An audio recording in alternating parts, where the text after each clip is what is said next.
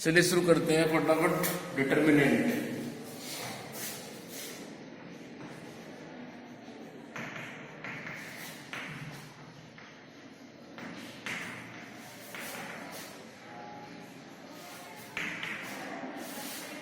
Topic is determinant.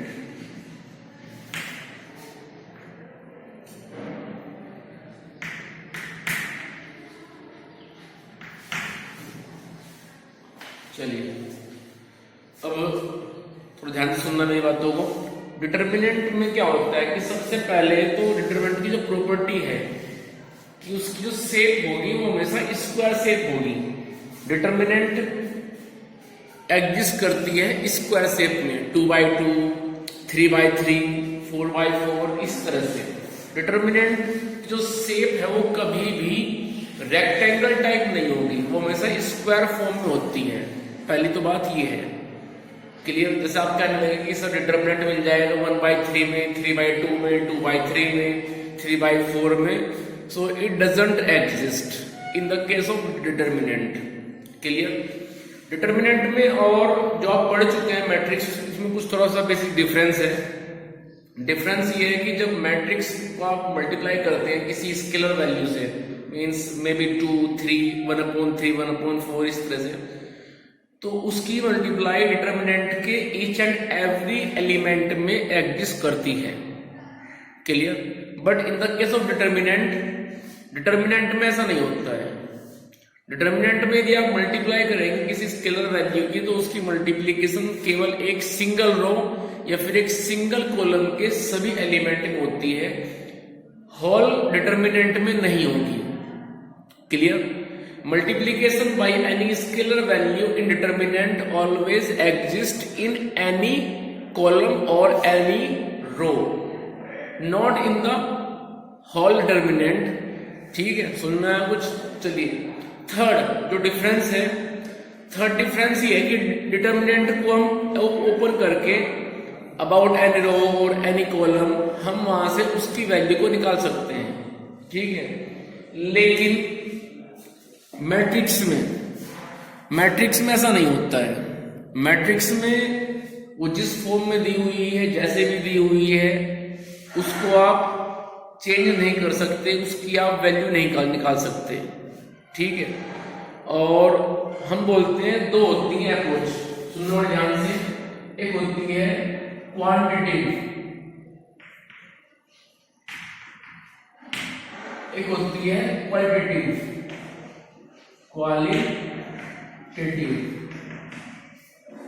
जो matrix है वो देती है क्वालिटी, तो उसकी अप्रोच होती है क्वालिटेटिव। ये बात आप ध्यान रखें। डिटर्मिनेंट देते हैं क्वांटिटी, जैसे कि डिटर्मिनेंट को आपने ओपन किया अबाउट एनी रो और एनी कॉलम, कैसे ओपन करेंगे वो हम अभी बताएंगे आपको। तो जब डिटर्मिनेंट को आप किसी एक रो या किसी एक कॉलम के रेस्पेक्ट में ओपन करते हैं, तो वहां से आपको मिलती है डिटर्मिनेंट की वैल्यू। ठीक है। तो ये बात आप ध्यान रखें। डिटर्मिनेंट की जो अप्रोच है वो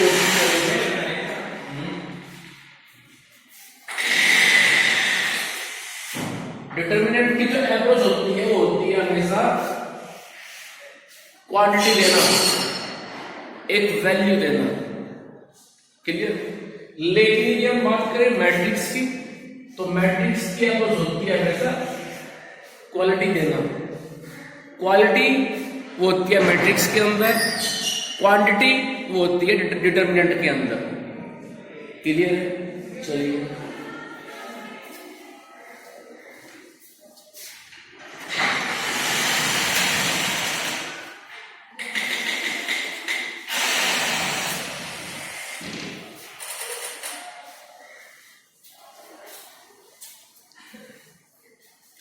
चलिए क्या सुनिए ध्यान से। जब मैट्रिक्स को हम लिखते हैं तो उसका ऑर्डर 2/3, 1/3, 1/4 ऐसे हो सकता है। आपने पढ़े थे मैट्रिक्स के type, row matrix, column matrix, square matrix, diagonal matrix, scalar matrix, clear, null matrix. तो डिटर्मिनेंट में कोई टाइप वगैरह नहीं है ऐसे। क्योंकि डिटर्मिनेंट की जो शेप होती है वो हमेशा होती है स्क्वायर शेप में, ठीक है। डिटर्मिनेंट को ओपन कैसे करते हैं वो समझ लीजिए अब जरा। डिटर्मिनेंट को हमेशा हम लिखते हैं, ये उसका फॉर्मेट है। इस फॉर्मेट में कुछ रोज होंगी, कुछ कॉलम्स होंगे। वर्टिकल तो कॉलम, हॉरिजॉन्टल तो उनको हम रो बोलते हैं। जैसे अब हमने बोला आपको कि भाई हमारे पास में एलिमेंट है, मान लीजिए 2 0 1 -4 5 1 -1 1 2, ये मेरे पास डिटर्मिनेंट है। डिटर्मिनेंट में ध्यान रखना हमेशा साइन रूल, और साइन रूल क्या है? साइन रूल है जो हमारे 4 कॉर्नर हैं उन पे आएगा प्लस, उसके बाद में बीच में आएगा प्लस और बाकी सब हो जाएंगे माइनस। तो ध्यान रहे ये होता है साइन रूल। ये साइन रूल फॉलो होगा रो या उस कॉलम के लिए जिसके लिए आप इसको ओपन करेंगे। अब मान लीजिए कि डिटर्मिनेंट को आप ओपन कर रहे हैं अबाउट फर्स्ट रो, तो फर्स्ट रो के सारे एलिमेंट इन साइन से मल्टीप्लाई होंगे। जैसे आइए मैं अभी ये ओपन करता हूं अलोंग द फर्स्ट रो, तो नीचे बताना पड़ेगा एक्सपेंडिंग along first row, और उसके बाद में आप उसको एक्सपेंड कर दोगे। तो 2 की मल्टीप्लाई प्लस में होगी तो वो रहेगा +2, प्लस को आप लिखे या नहीं लिखे इट डजंट मैटर। अब 2 के लिए वो 2 जिस रो में जिस कॉलम में उसको आप छोड़ दीजिए। 2 lies in first row as well as in first column, so we have to skip first row as well as first column, and after skipping these rows and columns we have the value 5 1 1 2। उसके बाद उससे आगे चलिए 0 multiply by minus तो बनेगा -0। अब 0 के लिए आप वो जिस कॉलम में है और जिस रो में है उसको आप छोड़ दीजिए, तो बाकी हमारे पास बचता है -4 1 -1 2। चलिए आगे 0 से आगे 1 को मल्टीप्लाई कीजिए उसके साइन से +1, और 1 जिस रो और जिस कॉलम में एग्जिस्ट करता है उसको आप स्किप कर दीजिए। 1 lies in first row and third column, so we have to skip first row as well as third column, and after this skipping these rows and columns we have -4 5 -1 1। चलिए अब इनको open करते हैं। 2 bracket, determinant में जब भी आप उसको ओपन करेंगे तो मल्टीप्लाई का जो रूल होता है, सबसे पहले आप मल्टीप्लाई करेंगे इस डायगोनल के अलोंग, उसकी जो वैल्यू आएगी उसको यहाँ पे लिखना है, बीच में आएगा माइनस, फिर मल्टीप्लाई ऐसे होगी। क्लियर? सो 5 2 10 -1 into 1 1 -0 -4 2 -8 -1 into -1 into 1 -1। So minus तो बीच में आते आता है रूल के अकॉर्डिंग, तो हो जाएगा -1। चलिए आगे 1 -4 into 1 -4 -5। चलिए आगे, सो 9 into 2 18, ये सब 0 हो जाएगा, और इधर बचेगा ये -5 minus means +5 5 -4 result is 1। So 19 is the required answer. ठीक है, तो ये तो बात हुई डिटर्मिनेंट को ओपन करने के लिए। चलिए इसके बाद में next concept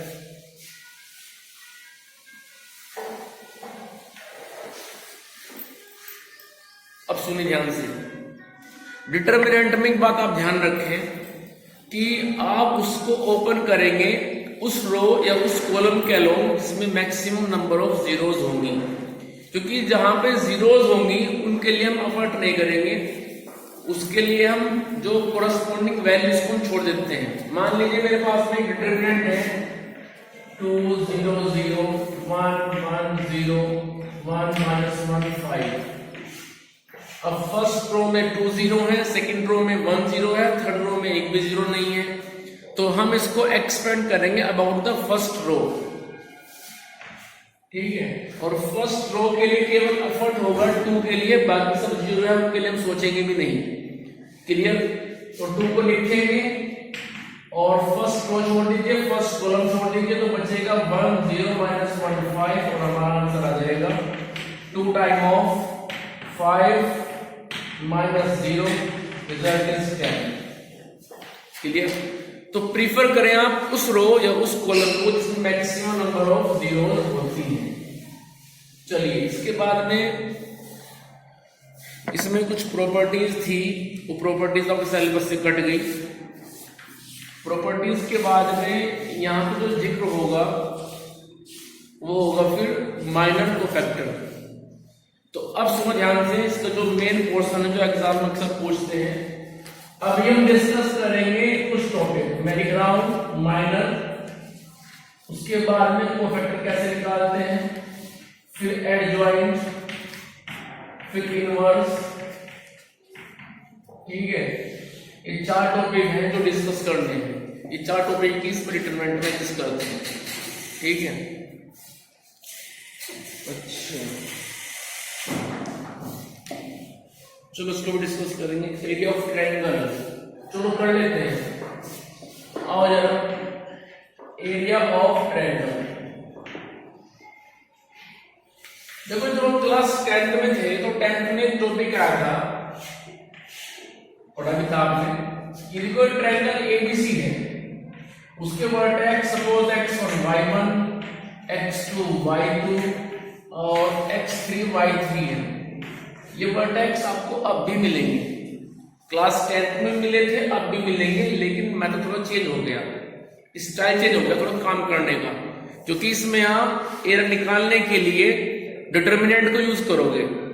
with the help of determinant we can find out the area of any triangle in which we have 3 vertex like this, suppose 1 5 2 5 और 7 15, इस तरह से। क्लियर? तो जब 3 वर्टेक्स दिए हो तो हमसे बोला जाए कि भाई निकालिए एरिया, तो आप क्लास 12th में हैं तो आप 10th का फॉर्मूला यूज नहीं करेंगे, आप सीधा डिटर्मिनेंट के पास आएंगे। डिटर्मिनेंट में रूल होता है कि 1/2, एरिया होता है डायरेक्ट बस टू 1/2। ये 1/2 चल रहा है बचपन से ही ट्रायंगल के साथ कि हाफ बेस इनटू हाइट, ठीक है। तो 1/2 डिटर्मिनेंट, सबसे पहले आएगा फर्स्ट पॉइंट x1 y1, फिर सेकंड पॉइंट x2 y2, फिर थर्ड पॉइंट x3 y3 और लास्ट में 1 1 1। ये फॉर्मूला है, ठीक है। डिटर्मिनेंट की हेल्प से किसी भी ट्रायंगल का एरिया निकालने के लिए ये फॉर्मूला है जो हम यूज करते हैं, ठीक है। तो यहाँ पे जो एक्सरसाइज 4.3 है, जब ध्यान से देखिए आप एक्सरसाइज 4.3 को, तो उसमें एरिया ऑफ ट्रायंगल की बात की गई है। समझ में आया कुछ? जैसे क्वेश्चन नंबर 1 है, क्वेश्चन नंबर 1 में आपको 3 पॉइंट्स दिए हैं और आपसे पूछा गया है कि भाई बताइए क्या एरिया होगा, तो उन तीनों पॉइंट्स को ला करके यहाँ पे रख देना है। उसके बाद अबाउट एनी रो और any column you can expand it and find the required area of any triangle. Clear? In question number 2, page number 1 2 3, question number 2 में कह रहे हैं so that points are collinear. अब जब आप क्लास 10th में थे तो क्वेश्चन ये वहां पे भी था ऐसा ही, कोलिनियर का। कोलिनियर का मतलब क्या होता है? कोलिनियर का मतलब होता है एक स्ट्रेट लाइन बनाना।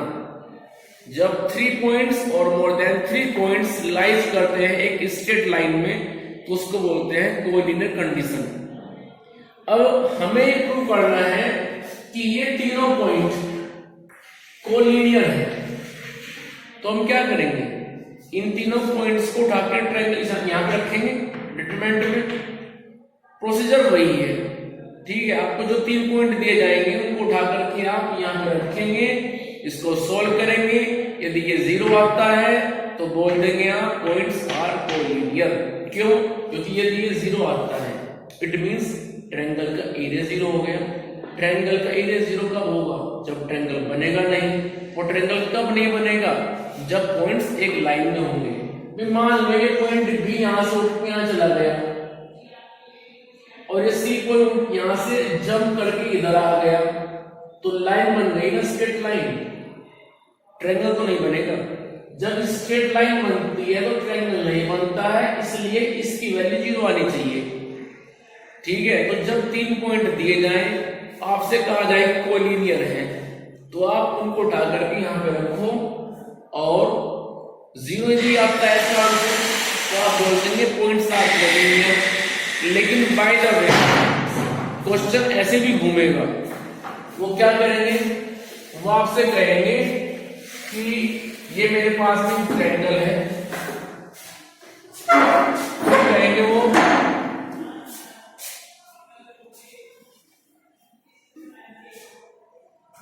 उसके बाद वो कहेंगे आपसे कि भाई पॉइंट है मेरे पास में ABC, ये पॉइंट K1, फिर कह देंगे कि ये पॉइंट 2, 3, फिर कहेंगे ये पॉइंट 4, 6, ठीक है। ऐसे आपको 3 पॉइंट दे देंगे वो और कहेंगे कि भाई पॉइंट कोलिनियर है, आप बताइए K की वैल्यू क्या होगी। तो हम उस केस में बोलेंगे बिकॉज पॉइंट्स आर कोलिनियर, वो खुद कह रहे हैं points are collinear, so del equals to 0। क्योंकि जब वो खुद कह रहे हैं, देखो एक तो होता है प्रूव करना उनकी बात को, एक होता है उनकी बात को लेके चलना। उन्होंने कहा कि प्रूव करो पॉइंट कोलिनियर है, पॉइंट रखेंगे यहाँ पे, आंसर दिखाएंगे 0, काम खत्म। लेकिन जब वो कह रहे हैं कि पॉइंट्स कोलिनियर हैं, आप अननोन टर्म के को फाइंड करो, तो तब हम क्या करेंगे, जब वो खुद कह रहे हैं कि पॉइंट कोलिनियर है तो हम डेल को 0 लेके चलेंगे। क्योंकि पॉइंट जब कोलिनियर हो गए तो ट्रायंगल नहीं बना है, एरिया 0 हो गया, तो डेल इज 0। उसके बाद इधर लेफ्ट साइड में डेल को ओपन करेंगे, डेल होता है 1/2 डिटरमिनेंट। उन पॉइंट्स को यहाँ पे रखेंगे जैसे मुझे दिया है फिलहाल K1, फिर दिया है 2, 3, फिर दिया है 4, 6 और इधर आ जाएगा 1, 1 = 0। तो ये तो सीधी सी बात है, K निकालना है। जब तक इक्वेशन नहीं बनेगी K कहां से आएगा? नहीं आएगा ना भाई। मैं आपसे कहूं कि x + 5 है, तो बताओ x क्या होगा? आप नहीं निकाल सकते। लेकिन मैंने कहा x + 5 = 0, तो आप कहेंगे कि x आ गया -5। सुनना है कुछ? तो यहां पे अब इसको आप ओपन कर देंगे, हाफ जैसा है वैसे वैसा रहेगा, इसको ओपन कर देना है, इक्वल्स टू 0 लेके चलना है, K निकल जाएगा यहां से, ठीक है। उसके बाद चलिए आगे। डिटरमिनेंट को ही हम यूज करते हैं एक मतलब कंसेप्ट में। वो कंसेप्ट क्या है? वो कंसेप्ट है किसी लाइन की इक्वेशन को निकालना। चलिए जब ध्यान से देखो, question number 3, find the value of K if area of triangle is 4। इस क्वेश्चन में क्या करेंगे आप?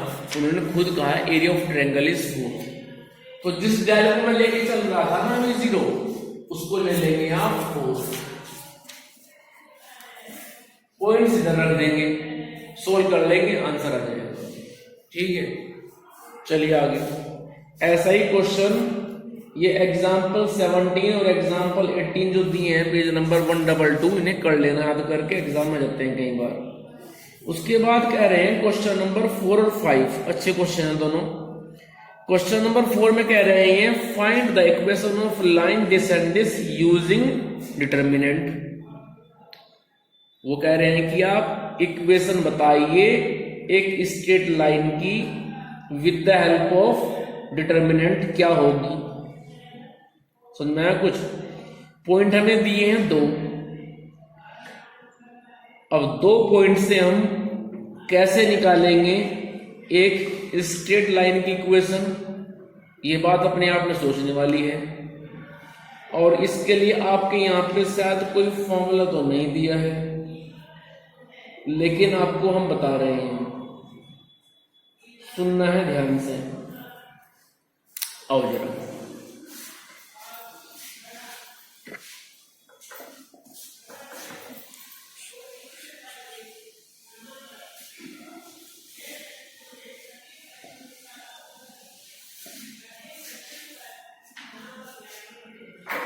देखिए मान लीजिए मेरे पास में 2 पॉइंट है। एक पॉइंट है x1 y1, suppose it is a। दूसरा पॉइंट है x2 y2, suppose it is b। और मुझे चाहिए इक्वेशन ऑफ लाइन a। मुझे निकालनी है इस लाइन ए बी की इक्वेशन। तो उसको आप कैसे निकालेंगे जरा सुनो। फॉर्मूला है 1/2 डिटर्मिनेंट इक्वल्स टू 0। 0 क्यों? क्योंकि इक्वेशन बना रहे हैं, ठीक है, डिटर्मिनेंट की हेल्प से। किसकी? लाइन ए बी की, जो जोड़ रही है 2 पॉइंट को, x1 y1 को x2 y2 के साथ। तो फॉर्मूला है कि x1 y1 पहला पॉइंट रख दो, x2 y2 दूसरा पॉइंट रख दो, उसके बाद तीसरा पॉइंट नहीं दिया। तो आपको याद होगा लाइन के अंदर x y भी तो आएंगे या नहीं आएंगे? भाई लाइन कैसे होती है? लाइन होती है कि 2x + 4y = 5, ऐसे होती है ना। तो ये x y भी तो आएंगे, तो लास्ट में आ जाएगा x y, इधर आ जाएगा 1 1। क्लियर है? तो ऐसे आप निकालेंगे किसी भी स्ट्रेट लाइन की equation with the help of determinant. ठीक है, वो बोलेंगे आपको कि by using determinant find the equation of straight line. आपका भी है ना, देख लो, मैं दिखाने दे रही हूं। किस पे था ये? कैसे थोड़ा सा करना है?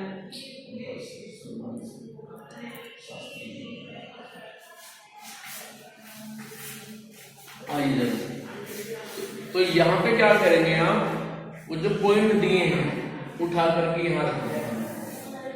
ठीक है, आपका आंसर आ जाएगा। एग्जाम्पल ले लेता हूँ मैं, थोड़ा सा और हो जाएगा आपको। मान लीजिए मैंने कहा 0.23 और ये मैंने कहा आपसे 6 7। ये हो गया ए बी। अब जो फर्स्ट पॉइंट है इसको हम मान लेंगे थोड़ी देर के लिए एज अ x1 y1 और इसको एज अ x2 y2। उसके बाद फॉर्मूला ओपन करेंगे। फॉर्मूला हमेशा याद रखें और पहले इसको फॉर्मूले को लिखें क्वेश्चन में, क्योंकि देखो बाय द आपका आंसर सही नहीं है तो फॉर्मूले पे तो मार्क्स मिल ही जाएंगे ना। अब फॉर्मूला भी आपने नहीं लिखा तो मार्क्स कैसे मिलेंगे? x1 y1 1, x2 y2 1, xy 1 equals to 0।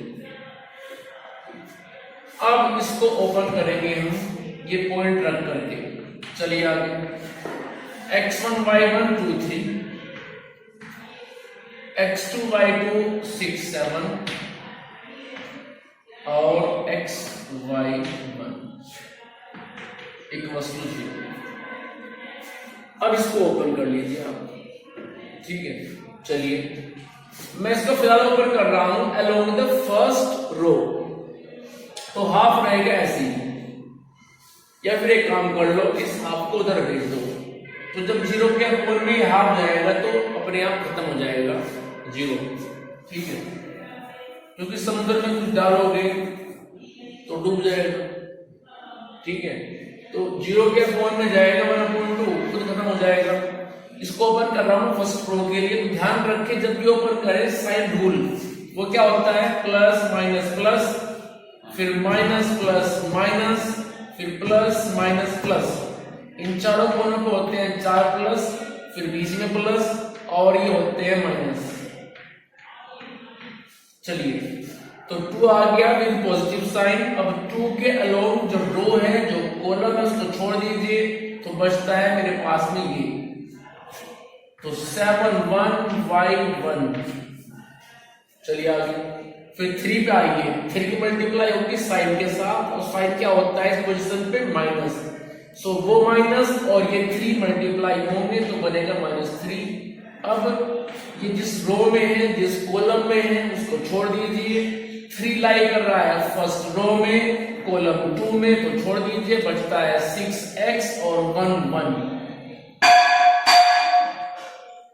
चलिए आगे। अब 3 के बाद में आता है 1, इस पोजीशन पे होता है प्लस, तो प्लस की मल्टीप्लाई होगी के साथ, तो होगा +1। अब +1 के लिए ये जिस रो में है, जिस कॉलम में है, वो छोड़ दीजिए। 1/3 कॉलम में है, फर्स्ट रो में है, तो मेरे पास आएगा 6 7 x। ठीक है, चलिए इक्वल्स टू में क्या है 0। सो 2 time 7 into 1 7, 5 into 1 5।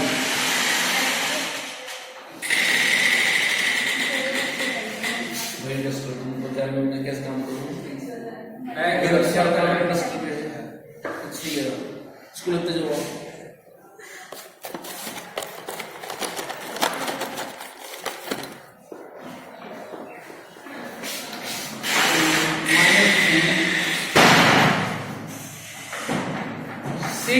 -6 x plus 1 6y minus 7x equals to 0। चलिए इसको और करते हैं सिंप्लीफाई।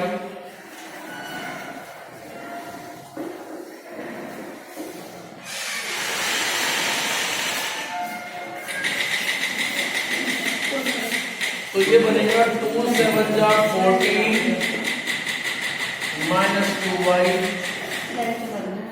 3 6 जा 18 plus 3x, फिर 1 into 6y 6y, फिर -7x equals to 0। चलिए 2y नेगेटिव 6y पॉजिटिव, तो बचेगा मेरे पास 4y और x मेरे पास बचेंगे -4x।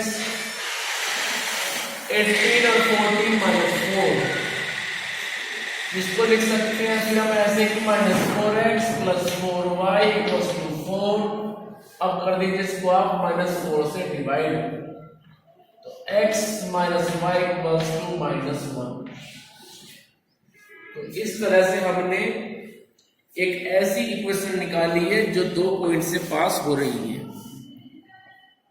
ठीक है, चलिए आगे।